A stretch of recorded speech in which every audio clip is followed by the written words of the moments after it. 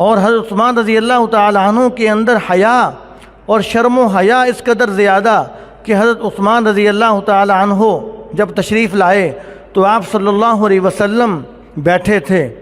صحابہ کرام کے ساتھ بے تکلفی کے اندر۔ آپ صلی اللہ علیہ وسلم کی پنڈلی مبارک سے کپڑا ہٹا ہوا تھا، حالانکہ پنڈلی کو سطر میں داخل نہیں ہے۔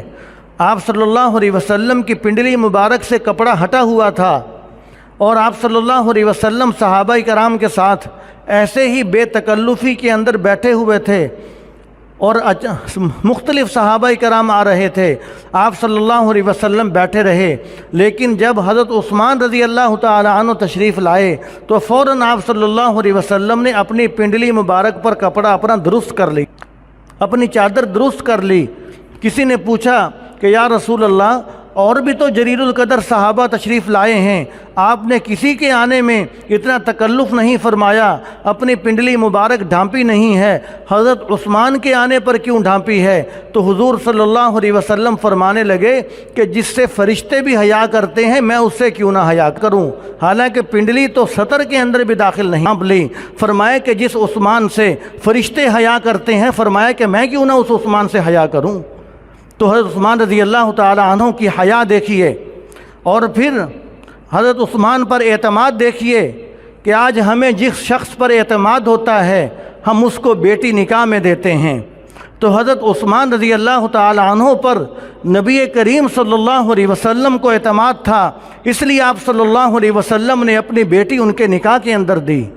اور پھر جب حضرت رقیہ کا انتقال ہو گیا تو حضرت عثمان پریشان رہنے لگے، غمگین رہنے لگے۔ صحابہ نے حضور کو بتلایا کہ یا رسول اللہ، جب کہ آپ کی بیٹی کا انتقال ہوا ہے حضرت عثمان بڑے غمگین رہتے ہیں، بڑے پریشان رہتے ہیں۔ حضور صلی اللہ علیہ وسلم نے اپنی دوسری بیٹی حضرت کلثوم بھی حضرت عثمان کے نکاح کے اندر دے دیں۔ جب حضرت کلثوم رضی اللہ تعالی عنہ کا بھی انتقال ہو گیا، حضرت عثمان رضی اللہ تعالی عنہ پھر غمگین رہنے لگے۔ صحابہ نے پھر حضور کو بتلایا کہ یا رسول اللہ، عثمان تو بہت غمگین پریشان رہتے ہیں، اس وجہ سے کہ اس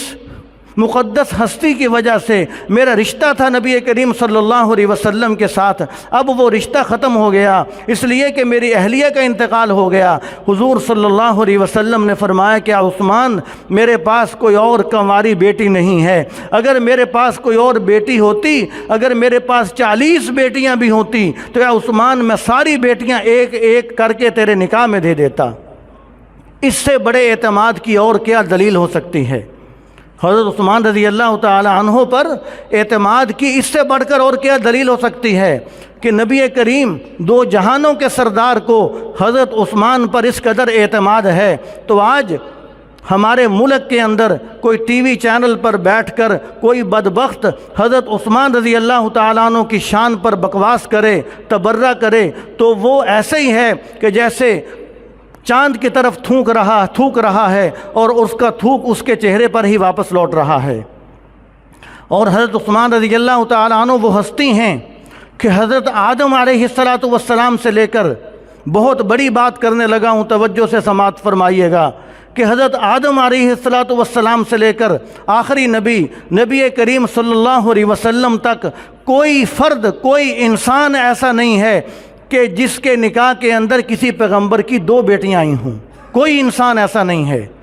صرف نہیں، یہ نہیں کہ آپ صلی اللہ علیہ وسلم حضرت آدم علیہ السلام سے لے کر آخری نبی حضور صلی اللہ علیہ وسلم تک جتنے اللہ تعالیٰ کے نبی آئے، 1,24,000 کم و بیش نبی آئے، تو جتنے اللہ تعالیٰ کے نبی آئے، کسی اللہ کے نبی کی 2 بیٹیاں کسی ایک فرد کے نکاح کے اندر نہیں گئیں۔ پوری دنیا کے اندر جب سے یہ انسانیت کا سلسلہ شروع ہوا، آدم علیہ السلام کو اللہ تبارک و تعالیٰ نے مٹی سے پیدا کیا، اس وقت سے لے کر نبی آخر الزمان نبی کریم صلی اللہ علیہ وسلم تک کسی انسان، ایک انسان کے نکاح میں بھی کسی پیغمبر کی 2 بیٹیاں جمع نہیں ہوئیں۔ یہ واحد شخصیت حضرت عثمان بن عفان رضی اللہ تعالی عنہ ہیں کہ جن کے نکاح کے اندر ایک پیغمبر کی 2 بیٹیاں ہیں۔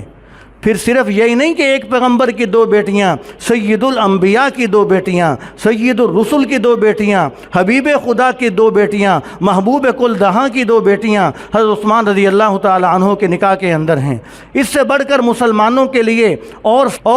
اور مستند معیار کیا ہو سکتا ہے؟ مسلمان تو سارے مطمئن ہیں، اگر کوئی اس کے باوجود حضرت عثمان رضی اللہ تعالیٰ عنہ کے خلاف زبان درازی کرے گا، جیسے ابھی پچھلے دنوں کراچی کے اندر ایک ٹی وی چینل پر بیٹھ کر ایک بدبخت نے زبان درازی کی، تو وہ اپنے منہ کے اوپر ہی تھوکے گا، اس لیے کہ مسلمان مطمئن ہیں، مسلمانوں کو پتہ ہے کہ حضرت عثمان رضی اللہ تعالیٰ عنہ کی شان اس سے بڑھ کر اور کیا ہو سکتی ہے۔